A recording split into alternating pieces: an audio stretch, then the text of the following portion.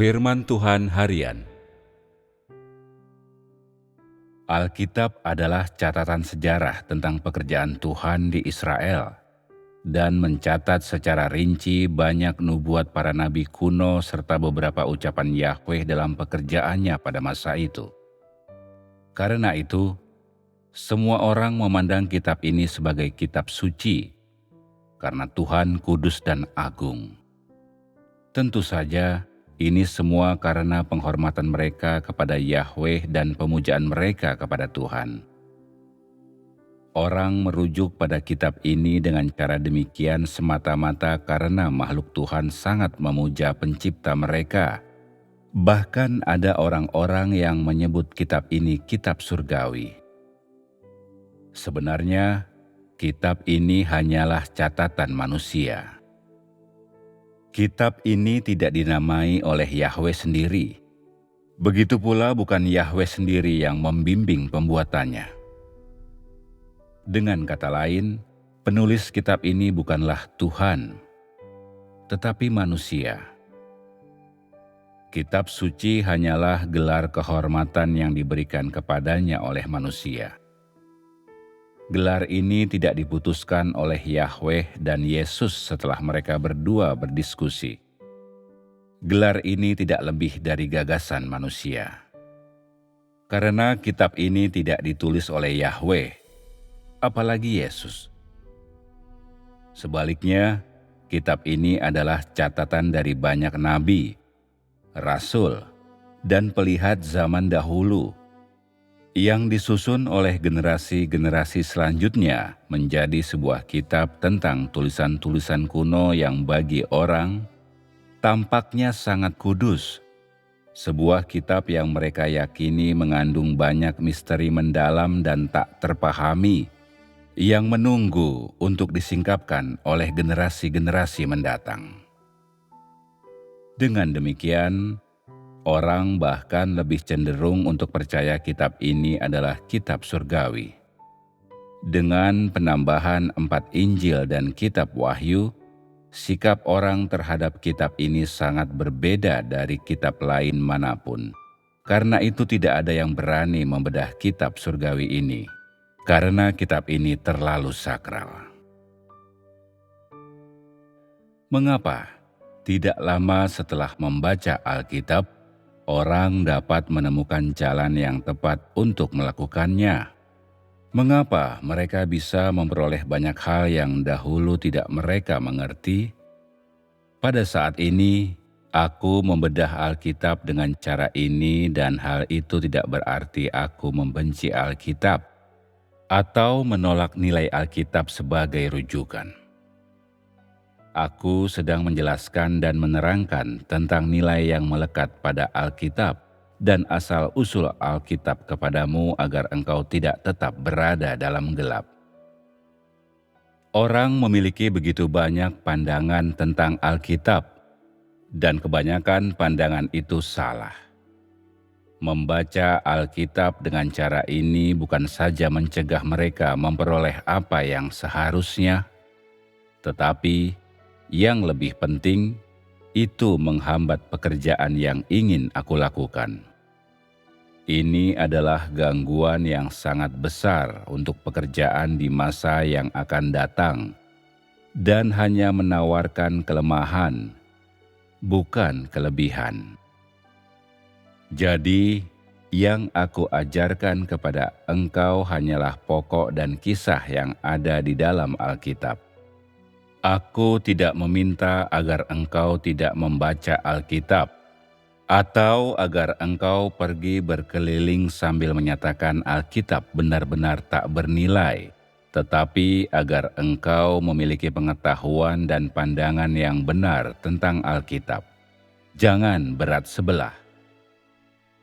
Meskipun Alkitab adalah buku sejarah yang ditulis manusia, Alkitab juga secara rinci mencatat banyak prinsip yang digunakan orang-orang suci dan nabi-nabi zaman dahulu untuk melayani Tuhan, serta pengalaman para rasul belakangan ini dalam melayani Tuhan. Semua itu benar-benar dilihat dan dialami oleh orang-orang ini. dan dapat berfungsi sebagai rujukan bagi orang-orang zaman ini dalam mencari jalan yang benar. Dengan demikian, dengan membaca Alkitab, orang juga dapat memperoleh banyak jalan hidup yang tidak dapat ditemukan dalam kitab-kitab lain. Jalan ini adalah jalan hidup tentang pekerjaan Roh Kudus yang dialami para nabi dan rasul zaman dahulu, dan banyak kata-kata itu berharga dan dapat memberikan apa yang dibutuhkan orang. Jadi, semua orang suka membaca Alkitab. Karena ada begitu banyak perkara yang tersembunyi dalam Alkitab, pandangan orang terhadapnya tidaklah seperti pandangan mereka terhadap tulisan-tulisan tokoh rohani yang besar. Alkitab adalah catatan dan kumpulan pengalaman dan pengetahuan orang-orang yang melayani Yahweh dan Yesus di zaman dahulu dan zaman baru.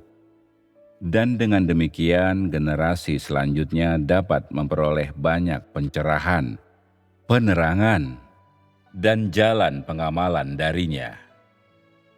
Alasan mengapa Alkitab lebih tinggi dari tulisan-tulisan tokoh rohani yang besar adalah karena semua tulisan mereka diambil dari Alkitab. Pengalaman mereka semuanya berasal dari Alkitab, dan mereka semua menjelaskan Alkitab. Maka, meskipun orang dapat memperoleh bekal dari buku-buku tokoh-tokoh rohani yang besar, mereka masih menyembah Alkitab, karena Alkitab tampak sangat tinggi dan dalam bagi mereka. Meskipun Alkitab menyatukan beberapa kitab yang memuat kata-kata kehidupan, seperti surat-surat Paulus dan surat-surat Petrus, dan meskipun orang dapat diperlengkapi dan ditolong oleh kitab-kitab ini tetaplah ketinggalan zaman, masih tergolong kitab zaman dahulu, dan tidak peduli betapapun bagusnya kitab-kitab ini, semuanya hanya sesuai untuk satu masa dan tidak kekal.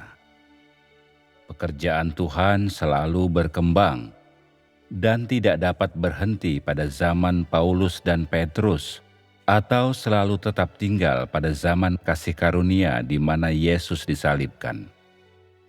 Jadi, kitab-kitab ini hanya sesuai untuk zaman kasih karunia, bukan untuk zaman kerajaan pada akhir zaman.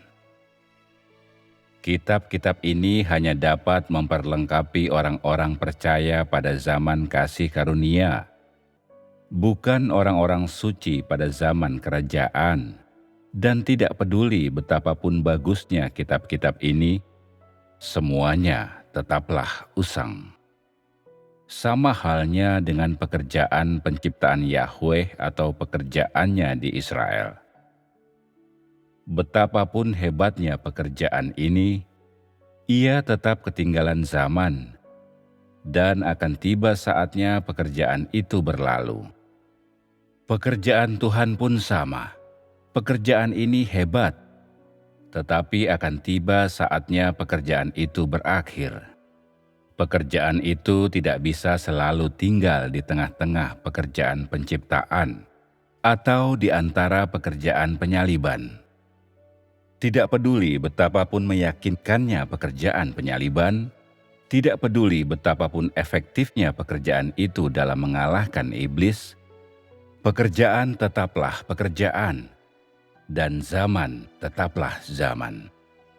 Pekerjaan tidak dapat selalu tinggal di landasan yang sama, dan zaman tidak mungkin tidak berubah karena ada penciptaan dan pasti ada akhir zaman. Ini tidak terhindarkan. Jadi, pada masa kini, kata-kata kehidupan dalam Perjanjian Baru, surat-surat para rasul, dan 4 Injil telah menjadi kitab-kitab sejarah dan almanak lama. Bagaimana almanak lama dapat membawa orang ke dalam zaman baru? Tidak peduli seberapa besar kemampuan almanak ini untuk memberikan kehidupan bagi orang, Tidak peduli semampu apa almanak ini memimpin orang ke salib, tidakkah almanak tersebut telah ketinggalan zaman? Tidakkah ia telah kehilangan nilainya? Jadi, aku katakan, engkau tidak seharusnya mempercayai almanak ini secara membabi buta. Almanak ini terlalu tua, tidak dapat membawa engkau ke pekerjaan yang baru, serta hanya dapat membebani engkau.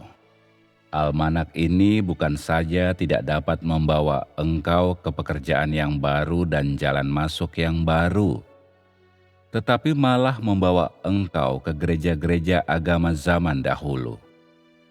Jika demikian, tidakkah engkau mundur dalam imanmu kepada Tuhan?